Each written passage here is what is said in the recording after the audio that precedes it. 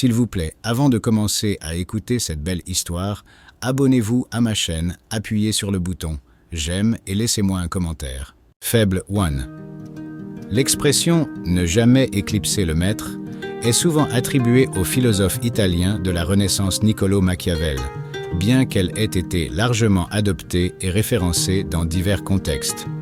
Essentiellement, il déconseille de paraître plus compétent, plus habile ou plus performant que son supérieur, en particulier dans un cadre hiérarchique. En termes pratiques, cela suggère qu'il est généralement sage d'éviter que vos supérieurs se sentent en insécurité ou éclipsés par vos réalisations.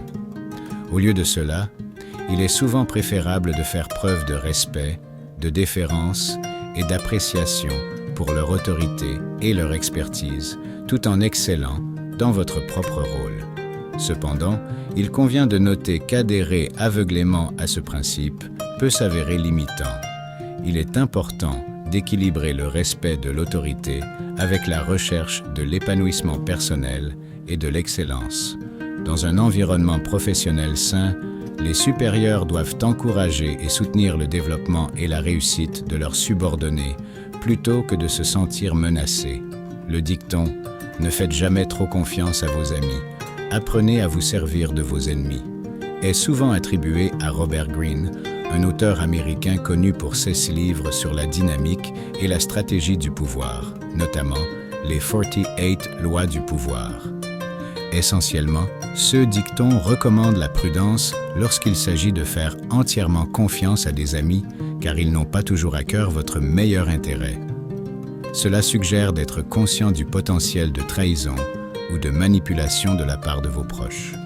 De plus, cela encourage les individus à comprendre comment gérer leurs relations avec des adversaires, en reconnaissant que même les ennemis peuvent parfois fournir des informations ou des opportunités précieuses. Il est toutefois important d'aborder ces conseils avec nuance et discernement. Même s'il est sage d'être prudent et conscient des trahisons potentielles, les relations fondées sur la confiance et le respect mutuel sont essentielles à l'épanouissement personnel et professionnel. Utiliser des ennemis dans un sens stratégique ne devrait pas impliquer un comportement ou une manipulation contraire à l'éthique, mais plutôt comprendre leurs motivations et leurs actions afin de se protéger ou d'atteindre efficacement ces objectifs. En fin de compte, l'équilibre est la clé. Maintenir des relations saines basées sur la confiance, tout en étant conscient des risques potentiels et en gérant habilement les interactions avec ceux qui n'ont peut-être pas vos meilleurs intérêts à l'esprit.